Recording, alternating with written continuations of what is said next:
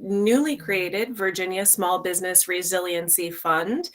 So we talked about our ecosystems, we talked about the built environment and programs and incentives for looking at that kind of infrastructure. And now we're going to shift a little bit and talk about some of the microfinance pieces, that access to capital, that access to technical assistance that your building owners, your business owners, your entrepreneurs need to be successful. This past year, the Virginia Small Business Resiliency Fund was created to provide a funding stream to existing community development financial institutions and emerging CDFIs. And this is deploying funding totaling $9.7 million. The purpose of the fund is to support Virginia-based CDFIs and build their capacity to support communities and businesses across the state by providing assistance to small and micro businesses that were disproportionately impacted by the pandemic, including those owned and operated by women, people of color, and immigrants. So the goals of the program are to serve small businesses, again, those that have been adversely impacted by the pandemic, and with an emphasis on sectors that have been disproportionately impacted or have been historically economically disadvantaged. And when we say that, what we're really talking about are those sectors, whether it's demography, geography, or a business sector that has not had the access to capital that other sectors have had historically. We want to increase economic activity in distressed communities around the Commonwealth and increase the capacity of the CDFI sector to serve these target markets in Virginia. And if you're not familiar with the CDFI sector, I would really encourage you to educate yourself. And Chris Kane, who is our microfinance program manager, as well as Andrea Longton with the Opportunity Finance Network, who we're going to hear from in a moment, can just be a couple of resources on that for you. But CDFIs really are mission-driven lenders. They do not operate the same as banks. And so these are partnerships that can greatly enhance the work that you can do in your communities with access to this capital and technical assistance. So our funding priorities is an expansion of services into or underserved geographies and business sectors, again, with that focus on those disproportionately impacted by the pandemic. Timely deployment of the dollars, or resources, expansion of technical assistance services and lending products, and capacity building within that Virginia CDFI ecosystem so that this fund can go to fund those entities that can increase access to capital to small businesses and entrepreneurs around the state. So you might be asking yourself, who has received these funds? And we are not able to tell you yet. We are literally waiting moment by moment for the governor to make these announcements. We are very excited about this first go around with these funds and hope that the rest of the state is excited as well. So we're really looking forward to, number one, making that announcement very soon. And then number two, when we do these presentations, maybe next year, really being able to show you some results of this funding around the state. So since we don't have a user of the program to talk about this resource for you, what we do have is Andrea Longton with the Opportunity Finance Network. And Andrea was hugely pivotal in helping us not only get this funding in Virginia, but to help us build a program that would be responsive to CDFIs, to entrepreneurs, and to small businesses around the state. Andrea is a Senior Vice President of Development and Capitalization at the Opportunity Finance Network. And Andrea builds new pathways for capital to flow to CDFIs so they can lend at affordable rates and terms to local borrowers. I would encourage you to read the rest of Andrea's bio. And now I'm going to turn it over to Andrea. Are you with us? Yes, thank you very much, Rebecca. I'm really pleased with you all today. OFN Opportunity Finance Network is based in DC, but I am a longtime Virginia resident. And so I'm so pleased to be able to talk to you all today about what is one of the best kept secrets to affordable financing for small businesses, particularly small businesses owned by women, owned by people of color, owned by immigrants, and owned by people who identify as low wealth, low income, or historically disadvantaged. I know we're at the end part of a long presentation, so I want to break it down into 3 main points that I want to talk to you about, which is 1, I want to tell you about a new acronym, CDFI. 2, I want to tell you about a big number. The number is 12. It doesn't seem big, but I promise it's really powerful. And I want to tell you how you can access this best kept secret of community finance, because we don't want to be a secret. We want everyone to know how CDFIs play a really critical role in driving affordable capital into local communities. And Virginia is really lucky. We have some of the strongest CDFIs in the entire country.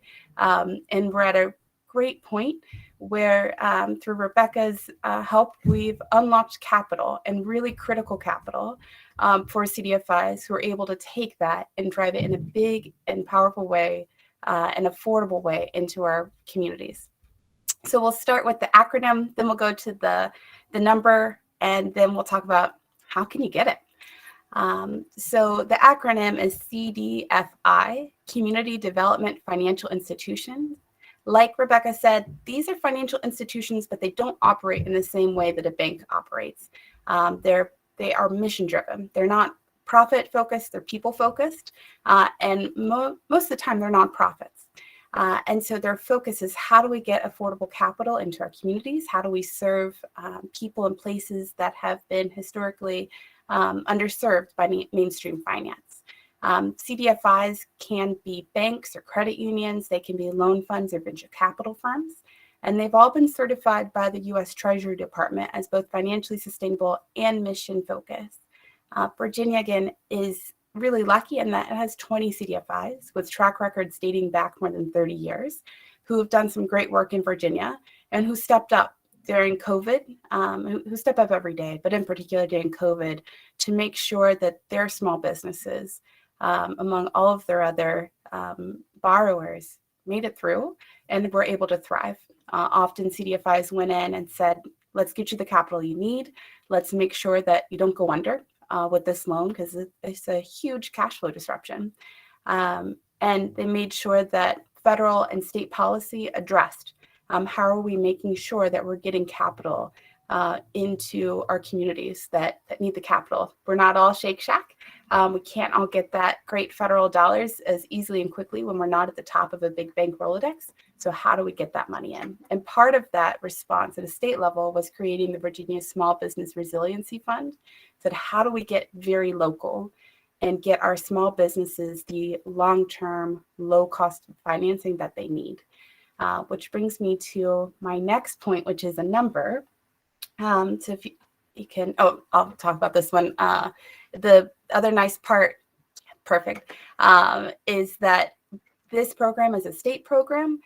So Virginia CDFIs don't have to compete with the other 1,200 CDFIs across the country. This is only for the local Virginia-based community lenders. Now you can go to the next slide, please. Thank you.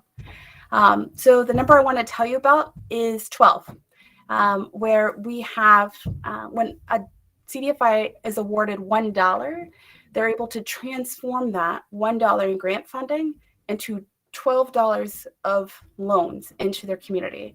So I like round numbers. It's technically $9.7 of grant funding that CDFIs are receiving through the Small Business Resiliency Fund. We're going to round that up to 10 just so I can do mental math a little easier.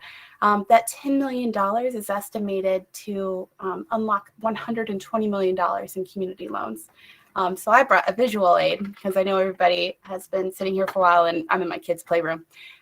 So when you give CDFIs an inch, they build a ruler, because they take the $1 and then they match that with other funding. Someone earlier said that whenever you go into pitch, you have to be able to match your funding. CDFIs do the same thing.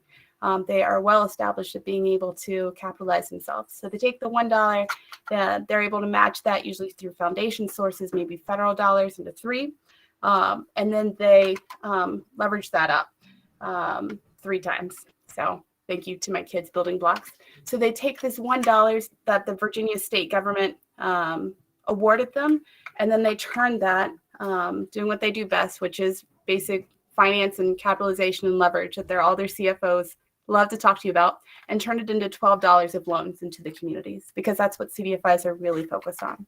So that's the second point. This fund is really powerful for our communities because they take the $10 million of grants awarded through this program, again using round numbers, and they transform it into $120 million into the communities. And we cannot wait to see how the CDFIs are able to use this money and to unlock that much community investment, often in communities that have been overlooked for far too long.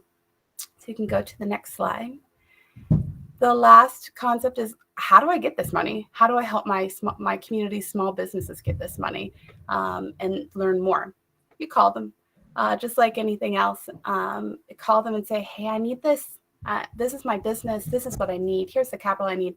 How do I get financing? And the nice thing is CDFIs are a very friendly community and network. And so if you call one CDFI and they say, we can't do it, but you should talk to this other CDFI, they can help you out.